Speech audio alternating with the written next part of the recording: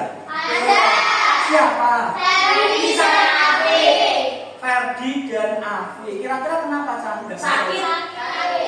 Sakit. Oh ya udah, mari sebelum pembelajaran dimulai kita doakan ya yang sakit supaya nanti bisa cepat sembuh dan bisa kembali mengikuti kalian untuk belajar coding dan kecerdasan artifisial.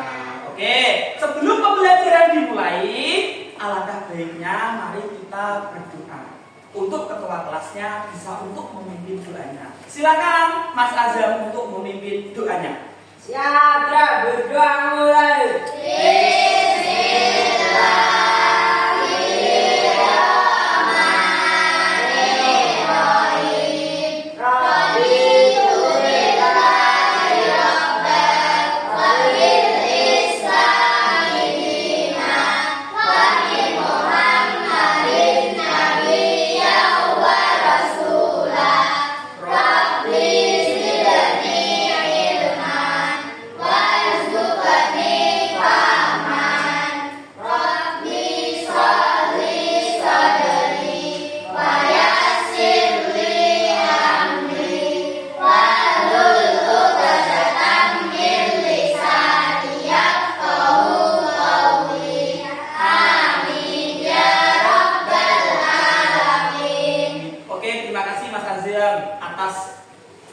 Teman-temannya dibimbing. Oke, hari ini Kak, kita akan belajar yaitu materi tentang KKA.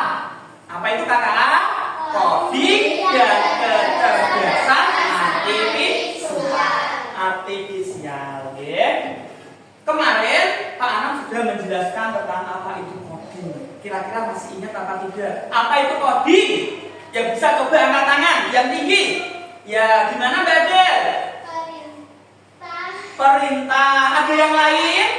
Salah nggak apa-apa. Ayo, apa itu coding? Gak ada yang lain? Oke, ya. Coding itu adalah perintah. Ketika kita belajar coding, berarti kita itu harus bisa memberi perintah itu dengan baik dan benar. Karena kalau kita memberi perintahnya itu salah, kira-kira apa yang terjadi? Semisal kita memberi perintah kepada komputer, tetapi perintah kita salah, apakah komputer itu bisa berjalan sesuai dengan perintah kita?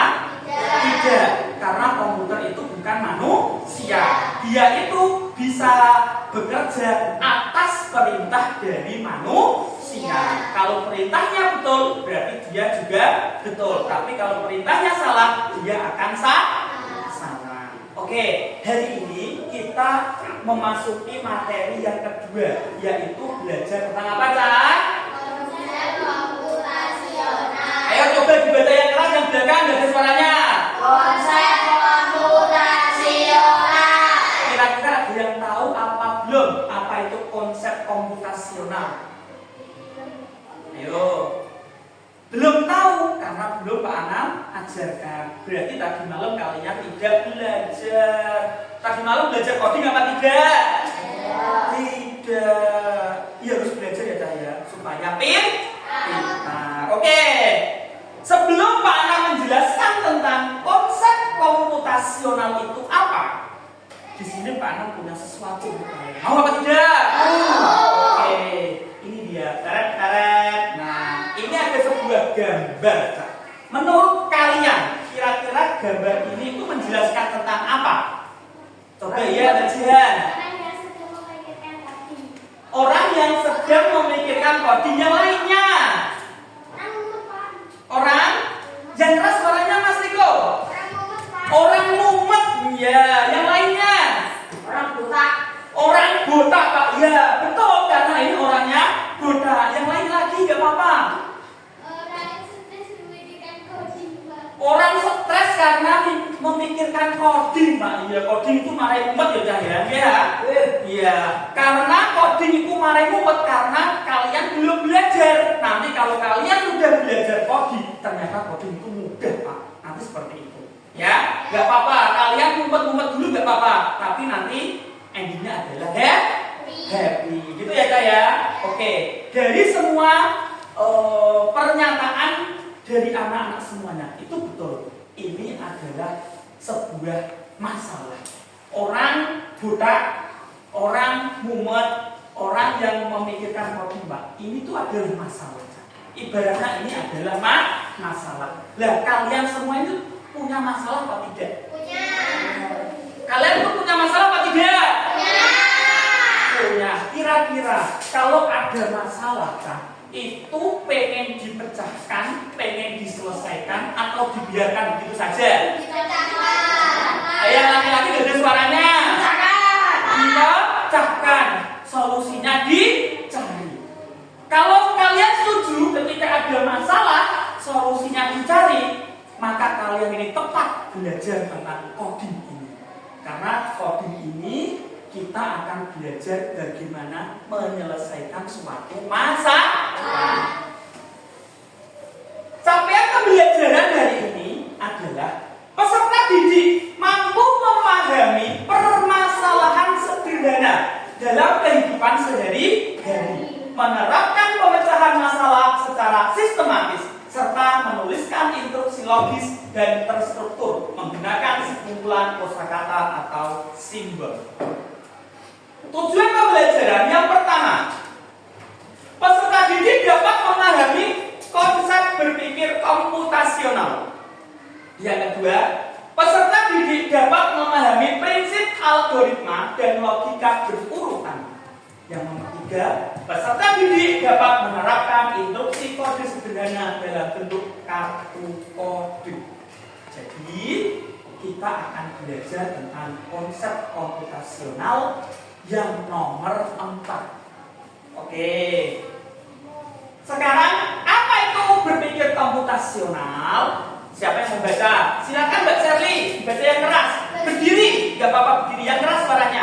Berpikir komputasional merupakan kemampuan menyusun solusi masalah secara logis dan sistematis sehingga dapat diproses oleh manusia maupun komputer. Oke, terima kasih. Beri tepuk tangan Mbak Sherly. Oke. Jadi Kak, berpikir komputasional itu adalah kemampuan menyusun solusi masalah secara logis dan sistematis yang dapat diproses oleh manusia maupun komputer. Jadinya berpikir komputasional itu kita menyusun supaya komputer atau manusia itu bisa menyelesaikan suatu masalah. Berpikir komputasional di sini itu ada 4 anak-anak. Ada berapa? 4. Yang pertama apa? Dekomposisi. Yang kedua? Yang ketiga? Yang keempat? Algoritma. Oke. Kemarin kita sudah belajar tentang apa itu dekomposisi, pengenalan pola, dan abstraksi. Ya, sebelum Pak Anam menjelaskan tentang algoritma, Pak Anam ingin mengulas kembali sedikit tentang apa itu dekomposisi, pengenalan pola, atau abstraksi. Contoh ya, di dalam dekomposisi itu pengertiannya seperti ini: memecahkan masalah kompleks menjadi bagian-bagian yang lebih kecil dan lebih mudah dikelola. Contohnya seperti ini, Cak. Kalian pernah yang namanya merayakan pesta ulang tahun? Pernah. Nah, di dalam merayakan pesta ulang tahun itu ada yang namanya persiapan. Kira-kira persiapannya itu apa aja? Dalam kamu mau membuat atau membuat acara ulang tahun. Masak-masak, terus apa lagi? Dekor, terus apa lagi? Buat kue ulang tahun, terus apa lagi? Membeli alat apa? Alat untuk ulang tahun itu ya? Iya. Kira-kira Cak, kalau itu semuanya ada masak-masak, ada membuat kue, ada dekorasi, kalau dipikirkan secara global itu kira-kira banyak apa tidak? Banyak berat. Makanya kalau kita bisa berpikir di komposisi, itu akan dipecah-pecah. Yang awalnya itu solusinya besar, dipecah-pecah menjadi kecil-kecil seperti bagian-bagian. Nanti ada yang bagiannya memasak putri, ada yang bagiannya nanti masang dekor anak putra. Jadinya itu dipecah-pecah menjadi bagian kecil supaya pekerjaannya itu lebih mudah.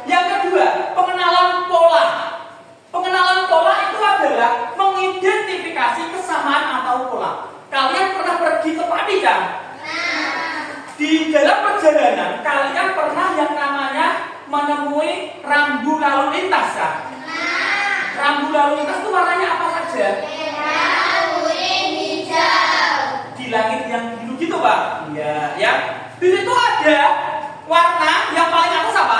Merah. Merah. Habis merah? Kuning. Habis kuning? Hijau. Nah, pengenalan pola ini itu sesuai selalu berurutan. Semisal habis merah apa tak? Kuning. Kuning. Kuning, habis kuning, Hijau. habis hijau, Merah. kuning lagi dia. Kuning untuk berhati hati. Habis kuning, merah, habis merah, kuning, habis kuning, hijau. Jadi pola itu selalu berurutan. Atau cara mudahnya gini Cak, pengenalan pola itu. Kamu tahu hewan yang awalnya huruf Z? Hewan apa? Zebra. Zebra. Zebra itu warnanya apa Cak? Hitam putih. Hitam putih. Kira-kira kamu kalau lihat hewan zebra itu polanya habis hitam putih apa? Hitam putih seperti itu. Hitam putih. Hitam putih. Ternyata Cak, Allah Subhanahu wa taala itu juga menciptakan hewan itu juga berpola, ada yang berpola seperti hewan zebra. Yang keempat ada abstraksi. Abstraksi itu apa Pak?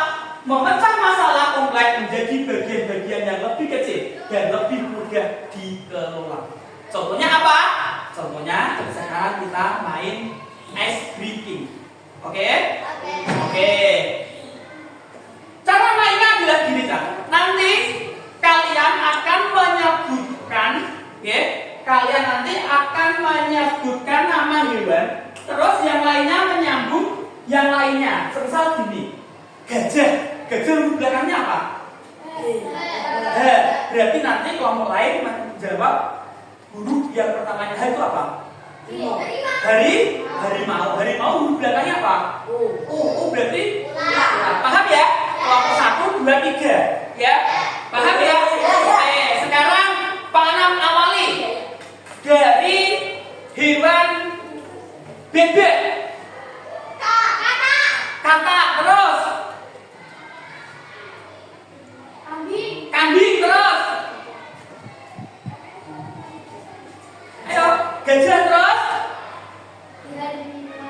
Harimau terus. Ular terus. Ular terakhir ular. Rusa terus. Ayam terus. Macan terus. Pintar kalian ini. Ayo. Macan terakhir macan. Naga terus. Jangan hewan yang sama lagi yang lainnya. Naga. Ayo terakhir. Anjing terus. Gajah sudah. Selain gajah. Hitung 5 mundur. Gorila terus. Gorila. Ayo apa? Angsa. Oke, pintar. Terus. Dan lain sebagainya. Itu adalah contoh dari abstraksi. Kok bisa Pak? Iya, karena abstraksi itu adalah memecahkan masalah menjadi bagian-bagian yang kecil dan mudah dikelola. Tadi Pak Ana menyebutkan tentang hewan, ya. Fokus kalian menjawab seterusnya adalah huruf yang paling belakang. Contohnya gajah. Kalian mengabaikan huruf G, A, J, A.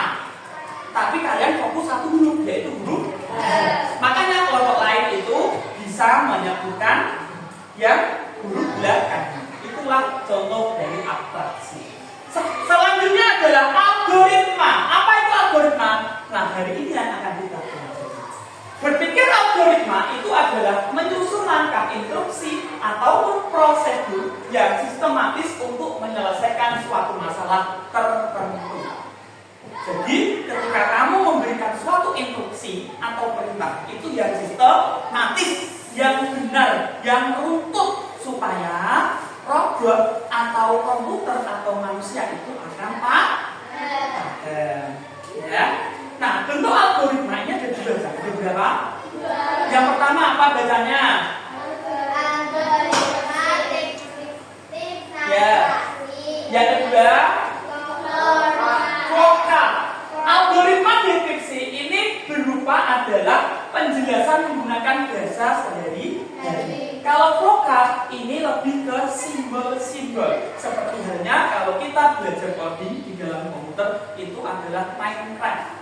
Nah, Minecraft itu termasuk berpikir algoritma. Lanjut. Ciri-ciri algoritma yang baik. Nomor 1 dibaca, Jihan. Jelas dan tidak membingungkan. Nomor 2, Azan. Pasti setiap langkah harus memiliki hasil yang jelas. Pasti setiap langkah harus memiliki hasil yang jelas. Ketiga, Adel. Disusun dari langkah awal hingga akhir. Keempat, Sherly.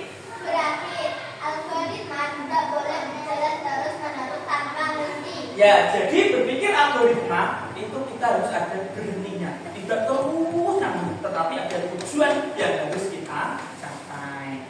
Nah, di sini Cak, ada 2 contoh, ya. Yang pertama adalah unplug, yang kedua adalah plug. Apa itu plug kalau unplug? Unplug ini kita belajar coding tidak menggunakan komputer. Kalau plug itu kita belajar coding menggunakan komputer. Ini adalah kita harus bisa mengarahkan, contoh ya, tikus ini menuju ke keju. Kita harus mengarahkan, memberikan perintah supaya tikus ini bisa benar tepat di tujuannya, yaitu keju. Kalau kamu memberikan perintah salah, maka tikus ini tidak bakal bisa menuju ke keju. Ketika kalian mempunyai keinginan, itu kalian harus menyusun yang namanya langkah-langkah supaya bisa sampai ke tujuan. Gitu ya, Cak ya? Oke, kalau plug ini adalah Minecraft, ini yang akan kita mainkan besok di minggu selanjutnya. Sekarang anak akan belajar atau mempelajari kalian tentang yang unplug dulu. Nah, di sini Pak Anam punya LKPD ya untuk kalian kerjakan. Nah, ini kelompok 1. Ini silakan dikerjakan. Pak Anam kasih waktu 3 menit. Silakan kamu pilih angka 1 sampai dengan 4, ya. 1 sampai dengan 4 itu kira-kira arah yang mana, petunjuk arah yang mana tikus ini bisa sampai ke keju. Yang bisa langsung angkat tangan. Oke, kelompok 1 sudah selesai. Silakan maju untuk mempresentasikan hasilnya. Oke, silakan ya. Ada Mbak Jihan, ada Mbak Sherly dan Mbak Sofia. Silakan berdiri di sini. Yang lain bisa nggak apa-apa, masih mengerjakan. Oke. Langsung dipresentasikan hasilnya. Kira-kira yang mana? Yang nomor 2, coba arahkan di sini, dari sini. Oke, salah satu coba. Ini kan 2 dari sana. Ya, terus. Oke. Ya. Itu turun. Ya. Sini. Ya, kira-kira betul atau tidak, Cak? Betul. Beri tepuk tangan untuk kelompok 1. Oke, terima kasih Mbak. Silakan dulu. Silakan dulu. Oke. Nah, contoh dari kelompok 1 ini memberikan instruksi atau perintah yang benar, yaitu nomor 2 ini merupakan perintah yang benar. Yang 1, 3, dan 4 ini perintah yang salah. Oke. Sekarang kita sudah di ujung waktu, kita akan merefleksikan ya. Yang pertama, bagaimana perasaan saya selama belajar? Gimana Kak? Senang kalian? Yang kedua, apa yang telah saya pelajari hari ini? Apa yang kalian pelajari? Coding tentang apa? Tentang algoritma. Ya, selanjutnya, apa bagian yang paling sulit dipahami? Apa yang paling sulit Kak? Nanti akan Pak ulang lagi. Tidak ada? Tidak ada. Oke, terima kasih. Wassalamualaikum warahmatullahi wabarakatuh.